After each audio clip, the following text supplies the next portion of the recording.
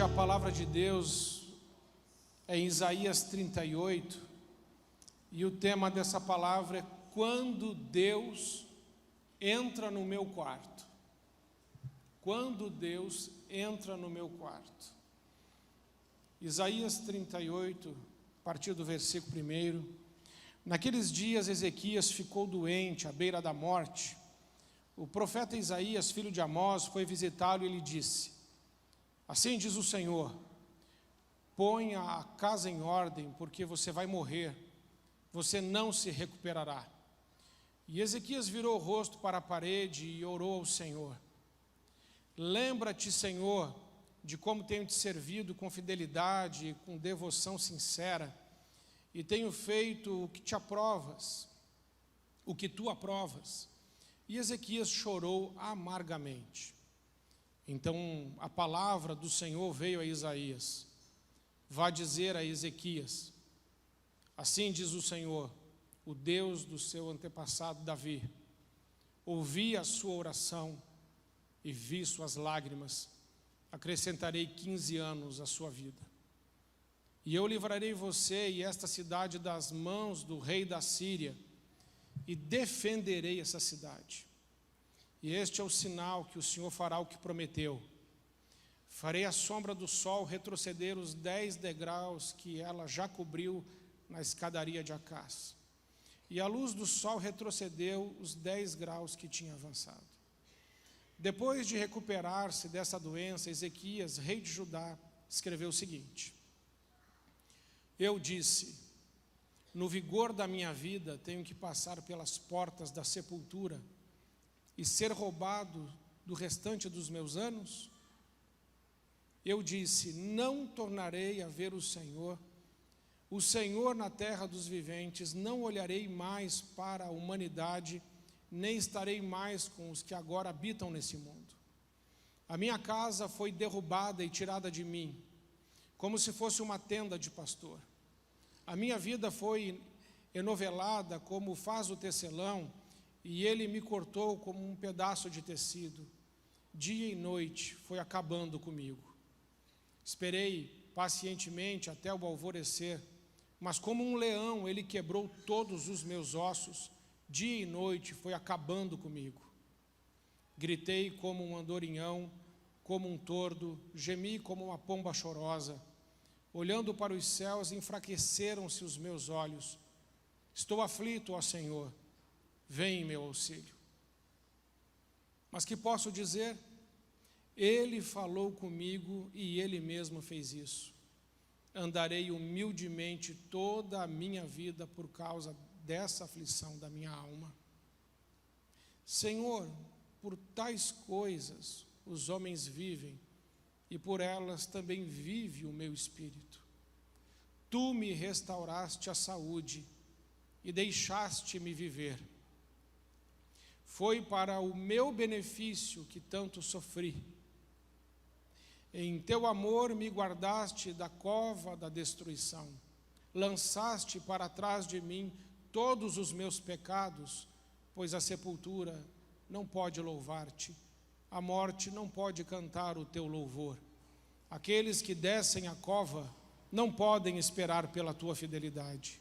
Os vivos, somente os vivos te louvam, como hoje estou fazendo. Os pais contam a tua fidelidade aos seus filhos. O Senhor me salvou.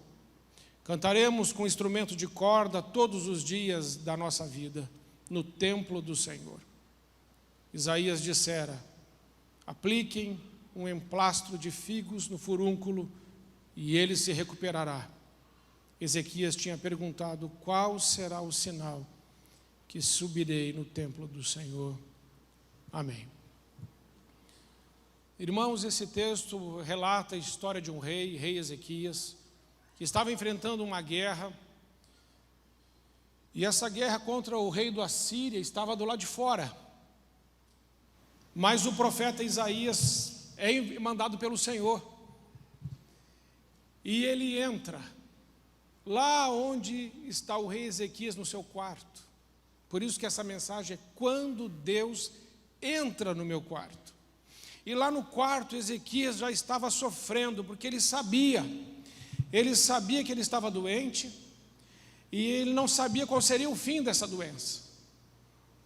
Então Deus manda o profeta Isaías lá, vai lá falar com o rei, e vai falar para o rei que eu estou dizendo para ele: coloque, Ezequias, a tua casa em ordem, porque certamente você vai morrer, e você não vai viver. E diante desta fala, Ezequias então procura uma parede lisa, uma parede branca, coloca lá a sua mão e começa a chorar. E ele começa a falar algumas coisas para o Senhor. E está ali nos versículos de 1 a 3. Assim diz o Senhor: põe as suas coisas em ordem, pois você vai morrer, não se recuperará dessa doença. Quando Ezequias ouviu isso, virou o rosto para a parede e orou ao Senhor: ó Senhor, lembra-te de que, como sempre, te servi com fidelidade e devoção. Grava isso que ele está falando. Sempre te servi com fidelidade e devoção, e como sempre fiz o que é certo aos teus olhos. E depois o rei chorou amargamente. Irmãos, quando eu li pela primeira vez esse texto, eu falei assim: esse Ezequias era um bom homem. Deus dá a ele uma sentença de morte, está falando: olha, e ainda está sendo muito bom, porque está avisando, você vai morrer, você tem um tempinho, já coloca a tua casa em ordem, porque acabou. Mas ele chora, ele clama, e Deus responde, dá para ele mais 15 anos de vida. Mas aqui ele faz um comentário, ele diz assim: Senhor, lembra-te como te servi com fidelidade e devoção, e fiz o que é certo aos teus olhos. E quando eu li isso, eu falei assim: esse rei era bom, esse homem era bom, e eu acredito que é por isso que Deus o perdoou. Eu pensei, quando li esse texto, a mesma coisa que qualquer pessoa pensaria. Olhando aqui, a gente vai dizer: não, ele serviu a Deus com fidelidade e devoção, como ele está dizendo que fez. E também ele disse que fez o que é certo aos olhos do Senhor, ele chora amargamente. E aí o profeta que tinha dado a notícia que ele ia morrer já está indo embora. Mas o rei chora amargamente e ora, e o profeta volta, porque Deus manda voltar. Diz: ó, diga para ele que ele vai viver mais 15 anos. E na minha cabeça, eu tinha para mim que Deus respondeu a oração desse homem, porque esse homem era um homem bom. Mas não é isso, não é nada disso. Parece ser isso, mas não é. Porque um texto paralelo vai nos mostrar a verdade. 2 Crônicas 32, versículo 24 em diante. Por esse tempo Ezequias ficou doente e estava para morrer, e orou ao Senhor, que respondeu à sua oração e lhe deu um sinal miraculoso. Ezequias, porém, não correspondeu como devia à bondade com que foi tratado e se tornou orgulhoso. Por isso a ira do Senhor veio sobre ele e sobre Judá e sobre Jerusalém. Então Ezequias se humilhou e se arrependeu do seu orgulho. Agora veja Isaías 38:15. Por que Deus permitiu essa doença? Mas o que posso dizer? Ele mesmo, o Senhor, enviou essa doença. Agora andarei humildemente por toda a vida por causa da angústia que senti. O que acontecia com Ezequias é que ele tinha um orgulho bom. Irmãos, isso é um perigo. Isso é um perigo. Ezequias olhava para ele mesmo e dizia assim: eu sou um homem bom, eu sirvo a Deus com humildade, eu sirvo a Deus com retidão, eu isso, eu aquilo, e Deus gosta assim de mim, do jeitinho que eu sou. Mas os textos paralelos vão revelar que Deus permitiu essa doença em Ezequias para trazer sobre esse rei uma forte angústia. E essa forte angústia tem um propósito. Qual o propósito dessa angústia, dessa doença? É dizer para Ezequias: Ezequias, você precisa se humilhar. Porque você está achando, Ezequias, que você é alguma coisa, mas você não é. Você tem uma impressão sobre você errada.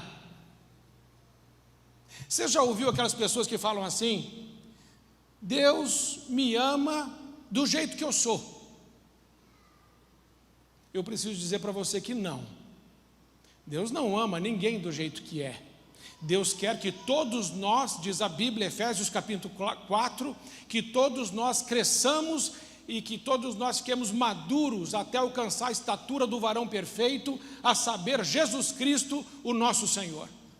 Deus não quer ninguém pequeno, ninguém mimado, ninguém infantil, ninguém na adolescência para sempre, ninguém que fala com Deus e fala assim: o Senhor me entende, eu sou desse jeito mesmo, e quer saber, sou uma boa pessoa, eu dizimo, eu oferto, eu faço ali, eu cumpro ali as regrinhas, então sou gente boa. E Deus está dizendo para Ezequias assim: não, você não é não, e eu vou te mostrar que você não é, e eu vou permitir que você fique doente, e na sua angústia, você vai começar a enxergar que você é um homem orgulhoso. E é por isso que o texto diz isso, em 2 Crônicas, lá no versículo 46, então Ezequias se humilhou e se arrependeu do seu orgulho. 2 Crônicas 34, 26, ele se humilhou e se arrependeu do seu orgulho. Acha esse texto para mim e coloca aí, faz favor. É 2 Crônicas 32, acho que é o 26, tá? O orgulho bom. O que é esse orgulho bom? É quando a gente perde a perspectiva de quem somos. Você já viu como é que Jesus Cristo começa o sermão das bem-aventuranças? Lá em Mateus capítulo 5, versículo 1, põe para mim, Mateus 5, versículo 1 em diante. Vendo as multidões, Jesus subiu o monte e se assentou, e seus discípulos aproximaram-se dele. E ele começou a ensiná-los, dizendo: bem-aventurados os pobres de espírito ou humildes. Por que a bem-aventurança é ser humilde, pobre em espírito? Humildade. Porque se não formos humildes, não conseguiremos agradar a Deus de jeito nenhum. E o que é a humildade? Humildade é ser pobre? Aquela pessoa é pobrezinha, então ela é humilde. Não, isso não tem nada a ver com humildade. A pessoa pode ser pobre e bem orgulhosa. Não, pastor, humildade é aquela pessoa que ela pensa, que ela se finge ser menos do que ela é. Isso é ser humilde? Não, isso também não é ser humilde.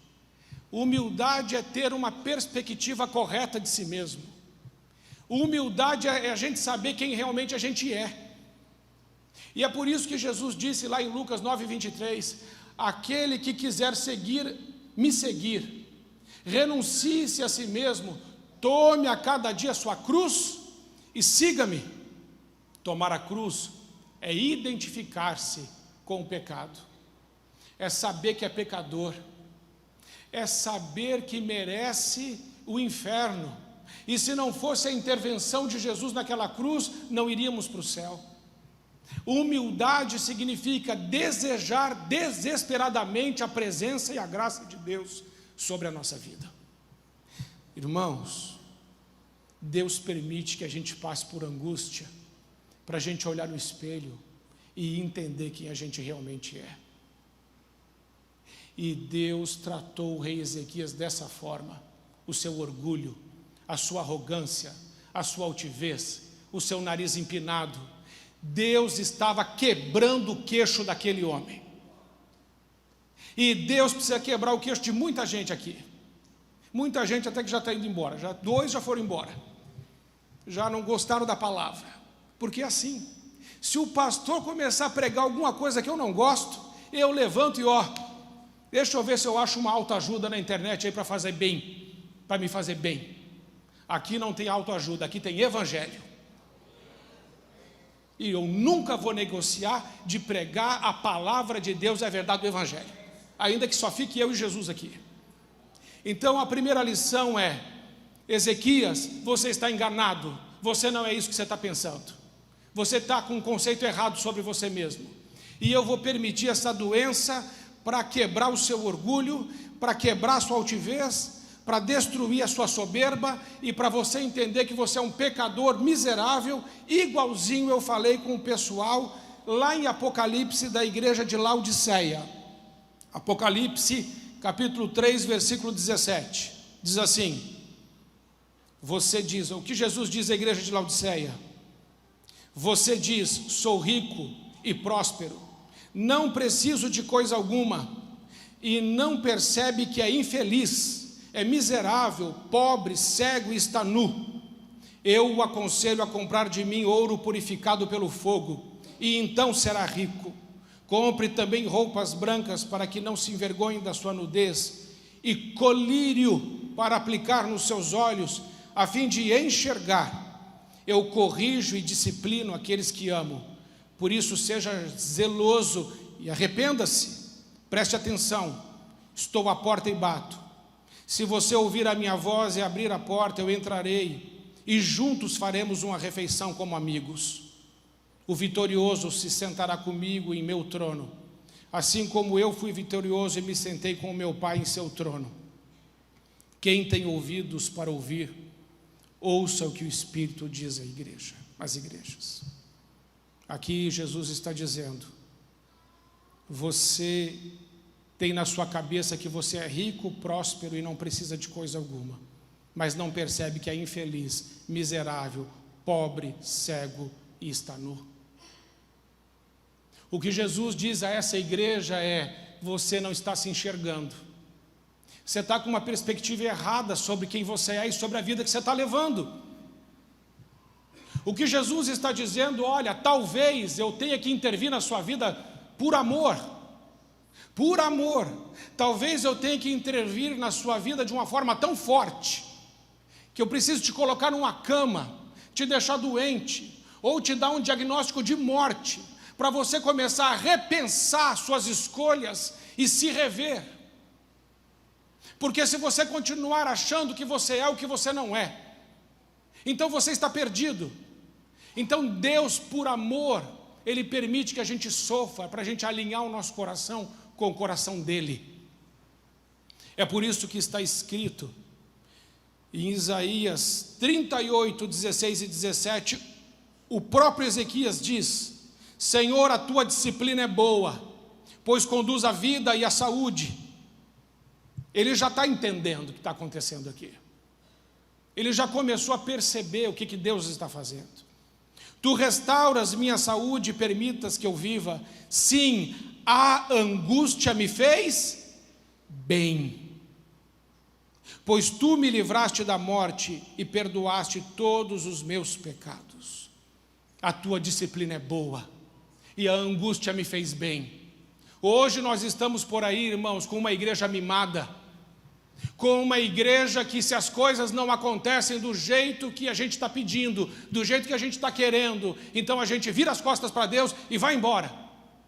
Porque hoje nós temos uma igreja que vem para a celebração como consumidores, não como adoradores. A igreja evangélica está virando isso. O que tem lá para eu consumir? E vem e avalia o louvor. Gostei do louvor. O louvor não é para ser avaliado, o louvor é para a gente adorar a Deus. Não é para ver se o cara desafinou, não desafinou, se estava preparado, se não estava preparado. Quando eu entro aqui dentro, um louvor está tocando, eu me conecto com Deus e adoro ao meu Deus. Eu não fico avaliando o pregador e a pregação. Eu fico falando para Deus, Senhor, nessa noite fala comigo e revela a tua vontade na minha vida e mostra para mim se na minha vida tem um caminho mau, alguma coisa que não te agrada. Limpa a minha vida, desvia-me do mal, tira os meus pés do pecado, refaz, Senhor, a minha história. Sou teu filho, fui comprado com teu sangue, eu sei quem o Senhor é o Santo, Santo, Santo, Todo-Poderoso, o Rei da Glória, o Governador do Universo, o meu Deus, e eu sei quem eu sou, pó, não passo de pó, e se o Senhor segurar o oxigênio por 2, 3 minutos, eu caio morto aqui. porque tu, Senhor, me criaste. Porque tu, Senhor, permite que eu viva, mas o que estou fazendo da minha vida? E como estou te adorando? Então, amados irmãos, essa angústia que vem sobre a vida de Ezequias é uma angústia que vem do céu. E Deus dá mais 15 anos para esse homem, mas por incrível que pareça, ele não aproveitou.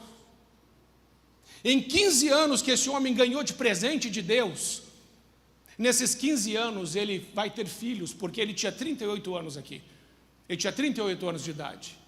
E naquela época, quem morria com essa idade era considerado um amaldiçoado.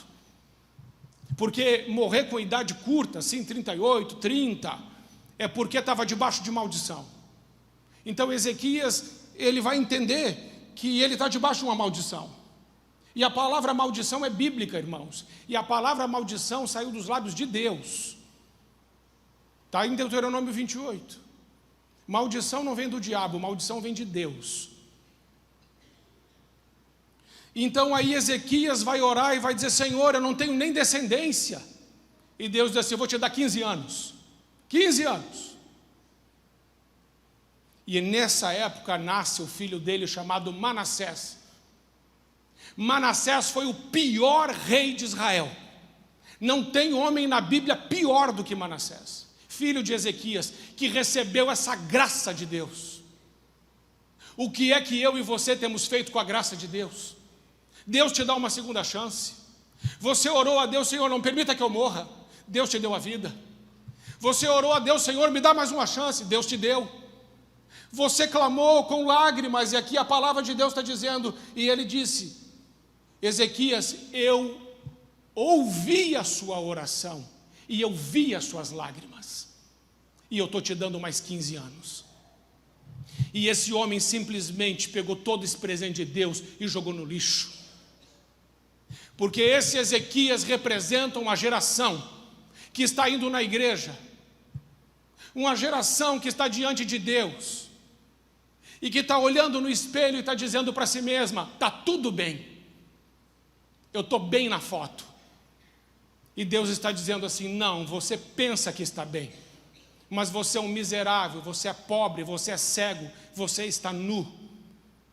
Te aconselho que compre de mim colírio, diz o Senhor, para você ver se você se enxerga. Porque eu não sei que lente você está usando para se enxergar. Mas Jesus está dizendo: olhe para você através de mim. Eu sou santo e você o que é. Eu sou puro e você o que é. Eu sou luz e você o que é. Então nós precisamos nos humilhar diante de Deus e dizer: sim, Senhor, Tu és santo, Tu és puro, Tu és fiel, Tu és bom, Tu és verdadeiro, não tem mentira nos seus lábios. O Senhor é o Todo-Poderoso, morreu por mim naquela cruz, ressuscitou, vai voltar, confiou a mim o Evangelho, a multiplicar o Teu Evangelho da graça, a ser um canal de bênção, a ser templo do Espírito Santo, a ser boca de Deus nessa terra. E o Senhor me deu essa graça de partilhar, ou ser um coparticipante no comissionamento divino aqui na terra. Eu não estou fazendo nada, ou estou fazendo muito pouco, ou muito menos do que eu deveria fazer. Então, irmãos, eu aconselho, para mim e para você, para nós, porque a palavra de Deus é para nós, para mim também. Deus disse: aconselho que compre um colírio. Porque tem muita gente que está na igreja, que está falando assim: não, eu sou uma bênção. E às vezes são as pessoas mais usadas pelo diabo para infernizar, inclusive a liderança da igreja. Aconselho-te que compre um colírio. Dá uma olhadinha no espelho de Deus e se ajoelha e pede perdão. Então, amados irmãos, Ezequias entendeu e Deus continua dando resposta. Hebreus 12:6: pois o Senhor disciplina aquele que ama e castiga todo aquele que aceita como filho. Se você recebe uma repreensão de Deus, nunca deveria ficar triste, porque Deus só repreende e castiga quem Ele tem por filho. E você vai lembrar da sua infância agora em nome de Jesus. Você tem pai e mãe, ou teve pai e mãe, amém? Aqueles pai e mãe daquela geração mais para trás um pouquinho. Está lembrando? Se você é muito novinho, então lembre dos seus avós. Eu sou de uma geração que um olhar do meu pai era suficiente para eu desaparecer de onde eu estivesse. Eu sou de uma geração que se eu chegasse em casa fora do horário, podia preparar, o couro ia comer. Não tinha esse negócio de, a gente não pode magoar. Rapaz, ele quase me matava. Não foi assim com você também? Você morreu? Não. Você começou a trabalhar cedo, porque aquela geração, se você soubesse fazer troco, já estava apto para o mercado de trabalho. Sim ou não? Datilografia. Que datilografia? Sabe fazer troco, meu filho? Sei. Aí trabalhar na mercearia do seu Zé. Ninguém aqui morreu por trabalhar. Ninguém aqui morreu por levar uma boa surra quando precisou. Surra que eu digo assim, de um jeito carinhoso. A Márcia não gosta que eu fale surra. Ela falou, amor, você não pode falar isso. Mas você não morreu. Quando a sua mãe pegou você pelas duas orelhas, ergueu você do chão e falou assim, eu vou te matar. Você morreu? Não. E hoje você se tornou um adulto, não se tornou? E você não é um ladrão, você não é um assassino, você não é uma pessoa sem vergonha e sem caráter, sabe por quê? Porque o pai e a mãe que representam Deus dentro de casa falou, aqui em casa não funciona assim. Se você chegar com alguma coisa nessa casa que pertence a outra pessoa, eu vou arrancar o teu couro e vou fazer você devolver. Sim ou não? Sim. Dá um amém aí. Amém. Viu? Não vai embora, a mensagem fica boa. No começo ela é amarga, depois ela fica doce. Mas foi assim. Os nossos pais faziam isso por quê? Porque eles nos odiavam? Não, irmãos. Eles faziam isso porque eles nos tinham por filhos. E hoje, quando você lembra daquela fase da sua vida, você fala assim, glória a Deus pelo meu pai e pela minha mãe, e por todas as vezes que eles se posicionaram e não me deixaram ser um homem fraco, covarde, um banana. Porque está cheio de homem banana por aí, e vão tudo casar com mulher abacaxi. E depois do gabinete pastoral, e eu e a Márcia, coitadinha, a gente tem que descascar o abacaxi, o teu abacaxi. Você acha que isso é fácil? Então, bora olhar no espelho e dizer, Senhor, fala comigo, mostra para mim. De repente eu estou vivendo de um jeito que o Senhor não está gostando. Porque se Deus te puxa as orelhas, se Deus permite uma doença, se Deus às vezes permite que a gente passe por um deserto nessa vida, gente, Ele está dizendo assim para a gente, eu te amo, eu amo você demais. Eu te amo demais para deixar você ser mimado. Por isso eu vou tratar de arrumar um deserto para você crescer. Só que as pregações que estão por aí, assim, se você está vivendo alguma coisa que não é boa, Deus vai te livrar. Não vai. Isso. Ensina o teu filho no caminho que deve andar, e você vai dar um baita. Ai, está doendo, o que Deus vai falar? Agora vai doer do outro lado. Até que você esteja no ponto. Quando você estiver no ponto, Ele fala assim, pronto, agora vamos atravessar o Jordão e vamos entrar na terra prometida. Amém? Amém. Deixa eu ir logo para o final, enquanto eu estou me dando bem. Último. Isaías 38, 4 a 6. Então Isaías recebeu a mensagem do Senhor, volte a Ezequias e diga-lhe, assim diz o Senhor, o Deus do seu antepassado Davi, ouvi sua oração e vi suas lágrimas, acrescentarei 15 anos à sua vida e livrarei você e esta cidade do rei da Síria. Sim, defenderei esta cidade. Trazendo para o nosso contexto, quando nós nos humilhamos diante de Deus, como Ezequias fez, E quando a gente diz assim, Senhor, eu entendo porque eu estou sofrendo, porque eu sou orgulhoso, porque eu fiz o que era errado, eu entendo porque o Senhor está me castigando, e sabe, Senhor, eu aceito, porque a tua repreensão é vida, e o Senhor está tirando a loucura de dentro do meu coração, o Senhor está me purificando com esse fogo, e o Senhor está me limpando. Então, Senhor, bendito seja o teu nome. E o que o Senhor responde? Agora você está pronto, eu livrarei você dos seus inimigos, abençoarei a sua família e te permitirei que você viva ainda mais. Você entendeu? Deus sempre nos dá uma nova chance, mas Ele espera que a gente aprenda com os nossos erros. Porque hoje, irmãos, o que está acontecendo demais? A gente erra, pede perdão, volta a errar, pede perdão, volta a errar, pede perdão, volta a errar. O que Deus quer é, você errou? Sim, Senhor, peça perdão. Pedi, Senhor, não faça mais, porque eu quero que você seja parecido comigo, é isso que o Senhor quer. Então, se você errou, não faça mais. Se você está sofrendo, o Senhor te ama. E no final das contas, no final de tudo, Ele diz assim, eu te vi orando, e também vi tuas lágrimas.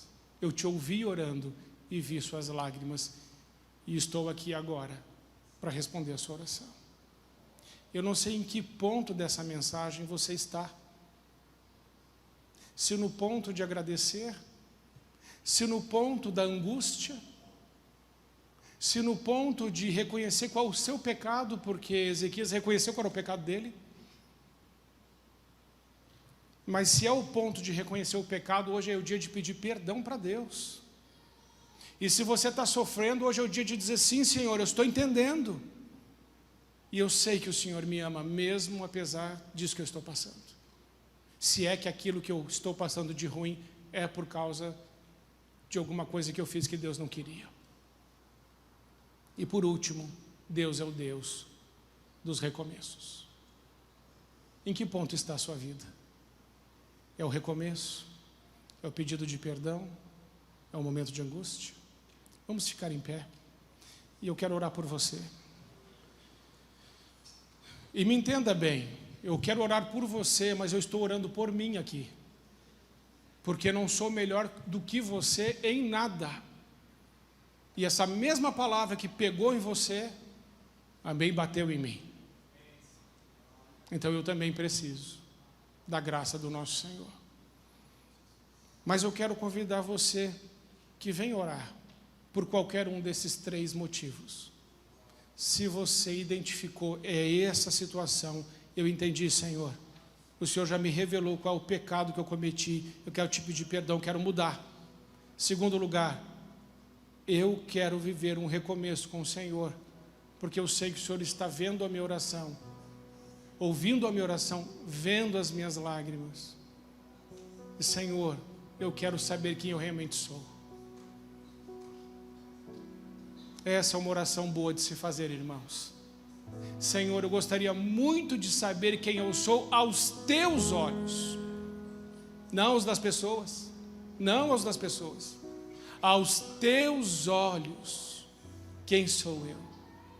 Porque, irmãos, as pessoas têm opiniões sobre nós, opiniões, mas Deus não tem uma opinião, Deus tem um diagnóstico. O que Deus fala de nós é exatamente aquilo que somos. Vamos orar por isso? Deixe o seu lugar então, e por qualquer um desses motivos de oração, venha, vamos orar juntos, em nome de Jesus, em nome de Jesus. Pode deixar o seu lugar e vir. Deus falou com você, venha. Senhor, eis-me aqui, Senhor, obrigado por tudo que o Senhor está fazendo na minha vida, mas Senhor, o Senhor pode fazer mais. Senhor, eu quero reconhecer diante de Ti o meu pecado. Senhor, eu estou entendendo o sofrimento que eu estou passando. Senhor, eu quero enxergar quem realmente eu sou. Abre os meus olhos. Vamos orar juntos, em nome de Jesus.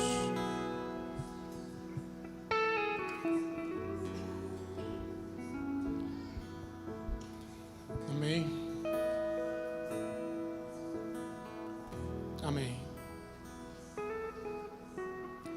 Senhor Jesus, todos nós que estamos aqui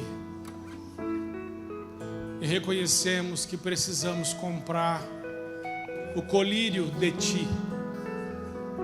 Abre, Senhor, os nossos olhos, porque nós queremos enxergar verdadeiramente quem somos. Não queremos mais a opinião dos nossos amigos, nem das pessoas que estão perto de nós. Nós queremos saber o que o Senhor pensa a nosso respeito, porque somente a Tua opinião, o Teu diagnóstico, a Tua verdade nos importa. Mas Pai, nós também oramos nessa noite, para que o Senhor revele o nosso pecado. Pai, deixa muito claro diante de cada um de nós o nosso pecado, porque temos sido infiéis ao Senhor em tantas coisas, e a gente explica isso, mas a gente não está resolvendo isso. Por isso, Pai, em nome de Jesus, nós aceitamos nessa noite a Tua disciplina sobre a nossa vida, porque sabemos que o Senhor disciplina quem ama e açoita aquele que tem por filho. Assim como o Senhor entrou no quarto de Ezequias, que significa o lugar íntimo, entra também na nossa intimidade, Senhor, e fala conosco, e nos dê força para fazer as mudanças que o Senhor nos pede. Não nos deixe viver somente uma alegria momentânea, mas nos dê força para permanecermos no mesmo Espírito, no Espírito do Senhor, em nome de Jesus, amém. Você que veio até a frente, os irmãos, olhem para mim. Irmãos, se tem uma coisa difícil nessa vida, é a humildade. E é por isso que Jesus Cristo começa, depois você lê lá Mateus capítulo 5, bem-aventurados os humildes, os pobres em espírito, porque deles é o reino dos céus. Todas as outras bem-aventuranças que vêm depois só são possíveis de ser vividas com humildade. Sem a humildade, nenhuma daquelas bem-aventuranças é possível de ser vivida. Portanto, ser humilde é fundamental. É fundamental para um cristão ser humilde. E ser humilde é saber quem é. E somente Deus pode dizer quem somos. Mas Ele já disse. E Ele disse acerca de nós: vós sois o sal da terra, vós sois a luz do mundo, vós sois templo do Espírito Santo. Nós somos amigos de Deus, filhos de Deus. Que Deus nos ajude a sermos humildes como Ele. Que Deus nos ajude nisso. Sabe por quê, irmãos? Porque nós somos bons demais em tirar a trave do olho dos nossos irmãos, o cisco do olho dos nossos irmãos, mas a trave no nosso olho a gente não tira. Que Deus nos ajude a tirar a trave dos nossos olhos, para enxergar bem o cisco no olho do outro. Humildade tem também a ver com isso, de não fazer julgamento acerca das outras pessoas, mas amá-las. Amá-las. Em segundo lugar, se Deus mostrou para você onde é que você estava errando, para de errar nisso. Para. Põe um ponto final. Simplesmente assim. Para. É uma decisão, uma atitude. E em último lugar, saia daqui com uma esperança no seu coração. Porque mesmo que eu e você sejamos infiéis, Ele permanece fiel. Ele sabia que Ezequias ia pisar na bola naqueles 15 anos. Ele sabia. Mesmo assim, Ele deixou viver. Então não se engane. Não é porque está dando certo que é certo. Não é porque está dando certo que é certo. Tem muita coisa dando certo que está errada. Mas nós cristãos fazemos o que é certo, porque é certo, mesmo que não dê certo. Vivemos por princípios. Amém, irmãos? Fique firme e relembre as lições dos seus antepassados e aplique elas nos seus descendentes. Porque, irmãos, só para finalizar, podem até diminuir, só para finalizar, preste atenção, uma coisa bem importante. Nós fomos bem disciplinados pelos nossos pais, não fomos? Fomos. Eu tenho um pesadelo ainda às vezes quando acordo, o pai está me chamando. Aí quando chegou a sua vez de dar uma boa coça, veio toda essa psicologia. Não, irmão, agora chegou a nossa vez. Que coisa boa, coitadinha das crianças, né? Quando eu falo assim não jogue fora o que é bom. Discipline com amor, mas não terceirize. Não deixe para os outros fazer aquilo que é a sua responsabilidade. Deus não transfere, Ele mesmo disciplina. Ele não manda anjo, Ele não manda ninguém, Ele faz. Ele fala assim: eu disciplino quem eu amo, eu açoito quem eu tenho por filho, eu coloco na linha porque eu amo. Que Deus nos ajude a viver dessa forma e que a nossa casa seja assim, alinhada com os planos de Deus. Amém?